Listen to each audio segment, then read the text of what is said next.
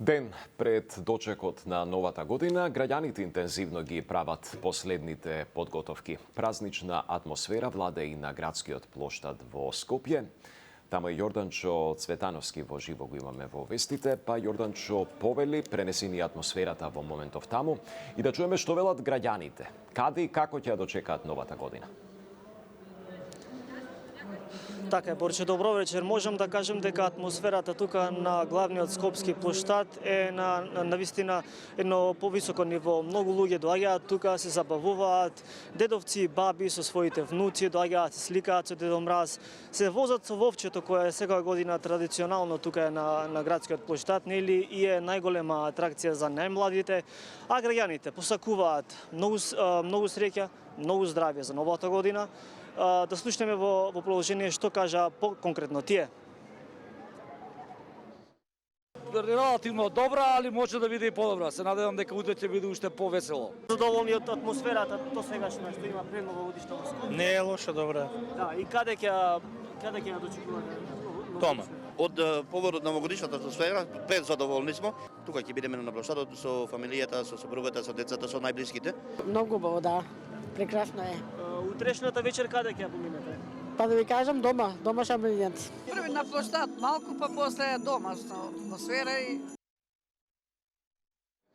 Така, инаку граѓаните од денеска почнаа да ги прават оние последни подготовки во пресрет на новогодишната дочек, се растрчани по пазарите да ги снабдат најпотребните намирници за кои ќе им бидат нели на новогодишната трпеза. Меѓутоа, што кажа граѓаните и што да очекуваат нели во текот на утрешната вечер, да слушнеме од прилогот на колегата Дејан Трајковски.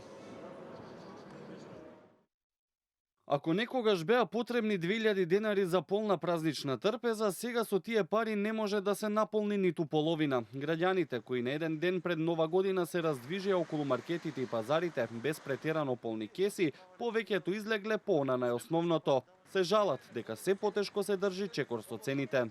Со ниски примења, месото, млечните производи како кашкавали, сирењето е малце поскапо. Жената кај мене стално вика ова поскапено, она поскапено. млечниве производи најмногу. За јајцата да не станува збор. Силомесните производи, млечните производи. Една табла јајца 400 денари никој пат не биде. 2026 ќе се дочека во домашна атмосфера, кој колку може, но трпезата празна нема да остане, велат оние кои ги анкетиравме. Она што е во џебот, повеќе се чува за Божиќ. Па знаете како рекле старите, колку ти е чергата, толку нозете ќе си ги пуштиме. Цените се високи и ќе бидеме малце позадоволни со поскромна трпеза. Но нема да се дозволи ниту да трпи традицијата, па речиси на секоја маса ќе може да се најде руска салата, сарма и останати јадења без кои празничните трпези се незамисливи. Многу јако ќе биде, многу јако. Ќе си купам кокошка една печена, зелка салата, руска у пижами, ќе си пуштам новогодишна програма, ќе си уживам и одмарам. Руска салата, нешто месо. Прво свинското, печење, пиење и тоа. Без руска не може трпеза да има. Сарма мора да има месо, руска салата, вообичаено кифлици. Прасечко секако. Ако не пола прасе, барем бутче. Така, инаку што се однесува до дочекот на новата година тука на градскиот плоштад, истата започнува онаа главна нели прослава, започнува од 20 часот кога ќе настапи Миле Кузмановски, а исто така свој настап ќе имаат и пејачите и пејачки Каролина Гочева, Тамара Тодеска, Огнен Здравковски, Паја Килара, Два Бона, Кукулеле и Илина Пеоска.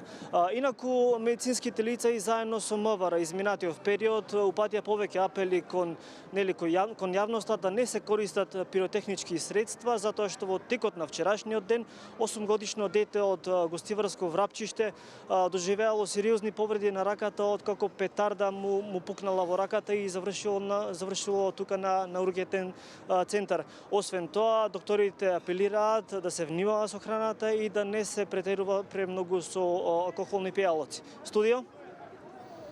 Така, Јорданчо, ти благодарам за информациите.